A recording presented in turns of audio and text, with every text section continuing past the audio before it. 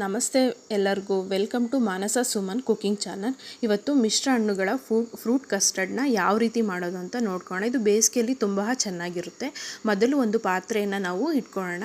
ಪಾತ್ರೆಗೆ ನಾವು 1/4 ಲೀಟರಷ್ಟು ಹಾಲನ್ನು ಹಾಕೋಣ. ಅದಾದ ನಂತರ ನಾವು ಅದಕ್ಕೆ ಎಷ್ಟು ಬೇಕೋ ಅಷ್ಟು ಟೆಂಪರೇಚರ್ನ ಸಹ ನಾವು ನೀಟಾಗಿ ಸೆಟ್ ಮಾಡ್ಕೊಳ್ಳೋಣ. ಹಾಲು ಕಾಯ್ತಾ ಇರಲಿ. ಅದಾದ ನಂತರ ಒಂದು ಬೌಲಲ್ಲಿ ನಾವು ಹಾಲನ್ನು ತಗೊಂಡು ಅದಕ್ಕೆ 4ರಿಂದ 5 ಸ್ಪೂನು ಕಸ್ಟರ್ಡ್ ಪೌಡರ್ನ ಹಾಕಿ ನೀಟಾಗಿ ಕಸ್ಟರ್ಡ್ನ ಪೌಡರ್ ಜೊತೆ ಹಾಲು ಜೊತೆ ನೀಟಾಗಿ ಮಿಕ್ಸ್ ಮಾಡಿಟ್ಕೊಳ್ಳೋಣ. ಆಗ ಕಸ್ಟರ್ಡ್ ಹಾಲು ರೆಡಿ ಆಗುತ್ತೆ.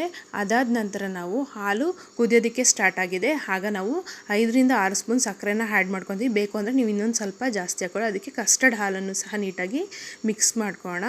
ಅದು ತಳ ಬಿಡದೇ ಇರೋ ರೀತಿ ನಾವು ಕೈ ಆಡ್ಕೋಬೇಕು. ಈಗ ಕಸ್ಟರ್ಡ್ ಹಾಲು ರೆಡಿಯಾಗಿದೆ. ಅದು ಕೂಲಾಗೋಕ್ಕೆ ನಾವು ಬಿಡೋಣ. ಸ್ಟವ್ ನೀಟಾಗಿ ಆಫ್ ಮಾಡಿಕೊಂಡು ಅದು ಕೂಲಾಗಲಿ. ಅದಾದ ನಂತರ ನಾನು ಸಣ್ಣದಾಗಿ ಕಟ್ ಮಾಡಿಟ್ಕೊಂಡಿರುವಂತಹ ಬಾದಾಮಿ ಹಾಗೆ ಗೋಡಂಬಿ ಹಾಗೆ ಒಣ ದ್ರಾಕ್ಷಿನೂ ಸಹ ಇಟ್ಕೊಂಡಿದ್ದೀನಿ.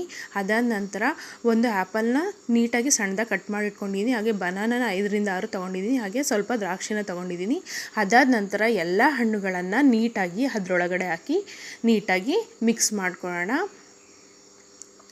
ಅದಾದ ನಂತರ ಸಣ್ಣದಾಗಿ ಹೆಚ್ಚಿರುವಂತಹ ಡ್ರೈ ಫ್ರೂಟ್ಸ್ನು ಸಹ ನಾವು ಆ ಕಸ್ಟರ್ಡ್ ಹಾಲಿಗೆ ನಾವು ನೀಟಾಗಿ ಮಿಕ್ಸ್ ಮಾಡಿಕೊಂಡು ಇಟ್ಕೊಳ್ಳೋಣ. ಈಗ ಕಸ್ಟರ್ಡ್ ರೆಡಿಯಾಗಿದೆ. ಈ ಮಿಶ್ರ ಹಣ್ಣುಗಳ ಕಸ್ಟರ್ಡ್ನ ನೀವು ಮನೆಯಲ್ಲೇ ಮಾಡ್ಕೊಳ್ಳಿ. ಅದನ್ನು ನೀವು ಎಲ್ಲ ಮನೆಯವ್ರ ಜೊತೆ ಶೇರ್ ಮಾಡಿ ತಿನ್ನಿ.